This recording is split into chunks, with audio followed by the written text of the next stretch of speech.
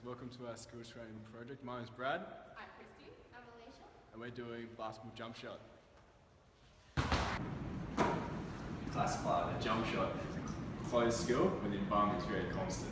The performer decides when to initiate and complete the movement, like a free flow.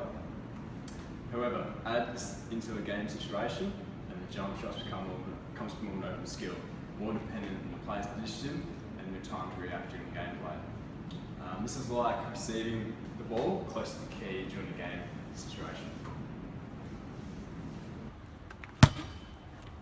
With respect to muscles involved in the jump shot, it uses gross motor skills and large muscular movements from the ground up. From the initial ground impulse to the transition of that energy to the upper body and the arms to release the ball and complete the movement.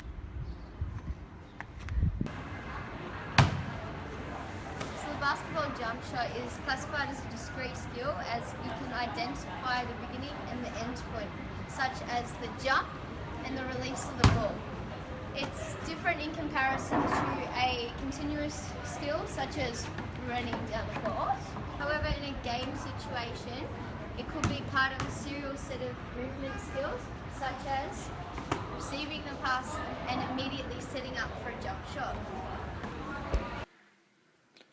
Using Gentile's two-dimensional classification, we classified the jump shot as a 6, with the athlete being quite stable with the jump shot, but has object manipulation with the basketball.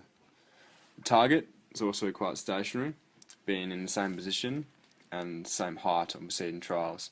There was some inter-trial variability, however, with the distance of the shot and the angle of the shot maybe changing between each trial. The 5 key components of a basketball jump shot we have determined are: number 1, your stance, so having bent knees, your feet facing the ring and your feet shoulder width apart. Number 2 is your jump, so a high vertical jump taking off on the balls of your feet and landing on the balls of your feet. Number 3 is hand placement, so your dominant hand is behind the ball, non-dominant support hand is held on the inside of the ball to guide its path and your fingers are splayed. Number 4 is ball release, so you're pushing the ball off the fingertips of the hand and taking the support hand away after the beginning of the movement. And number 5 is the follow through, so fully extended arm and wrist bent at 90 degrees. So some really good verbal cues for each component would be: for your stance, making sure your knees are bent, feet are wide and you're square to the ring.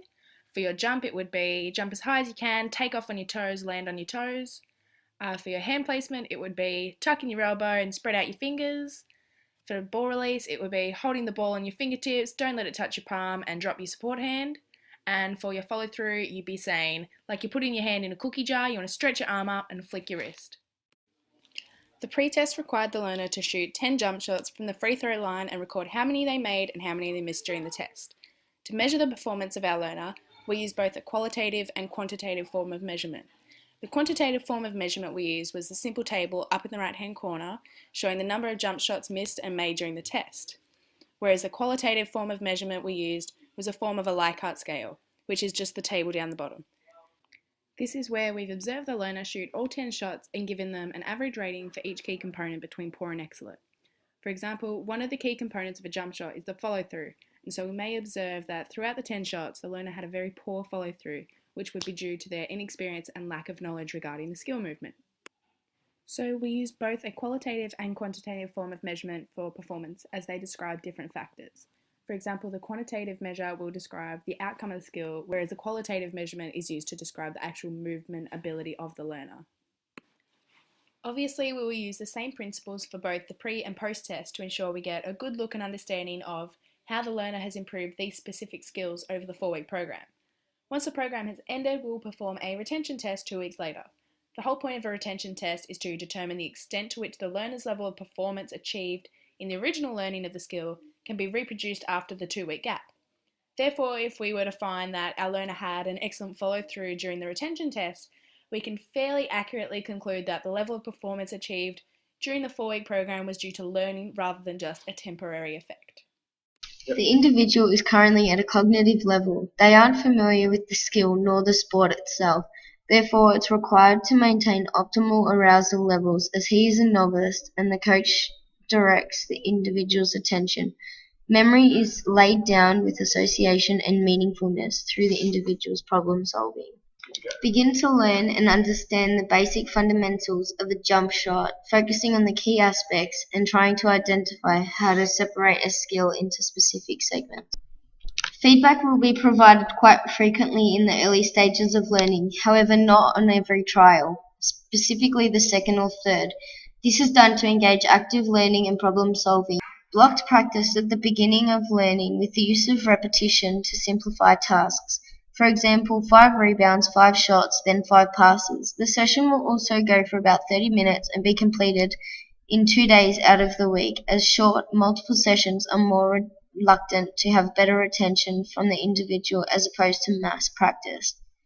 We will be conducting skills that have low contextual interference as the individual as a beginner. We will also begin with fractionalization via watching the initial jump shot prior to the program, putting it together as a whole practice. For week 2, we decided to use the fractionalization approach as the drill is breaking down the jump shot movement to using just the learner's dominant hand, as this hand has the more difficult task. During this time, demonstrations will become more dominant as the verbal cues lessen. This occurs because we want the learner to think and be more active in their learning, making sure they're problem solving rather than rope learning and depending so much on our own verbal cues. The verbal cues we do use, however, will be concise phrases related mostly to the arms. For example, tuck in your elbow and flick your wrist. And the verbal cues tend to assist those who are auditory learners, whereas the demonstrations will help those who are visual learners. Feedback will be reduced and depend on the criterion range of errors, so we may only give feedback when the performance is outside a certain range. For example, if our learner would be missing the ring entirely during this shot. We'll be aiming to increase the contextual interference to help develop the learner's problem-solving abilities during this week. And so the drill for week 2 will be shooting the ball close to the ring with no jump and one hand behind the back. This drill can help individuals learn to pair up movements of both the arms and the legs, mimicking the full motion of the jump shot without overloading the learner with information. Only using one arm will help the learner to focus on the most difficult part of the shot without the interference of the other arm. Here in week 3, we will increase drill complexity to include more contextual interference with variable conditions to keep the athlete engaged and actively learning how to utilize the jump shot fundamentals learned over the weeks prior. The goal of this week is to link motor skills together in one smooth sequential movement. Feedback will now follow every 5th to 6th shot. Withdrawn feedback also allows the learner to feel and problem solve for themselves. We will be aware of inter-response intervals. There should be a delay for the performer to digest and internalize the execution. The scheduling of drills practice becomes more serial focused, where the performer will begin to link together each key component fluently.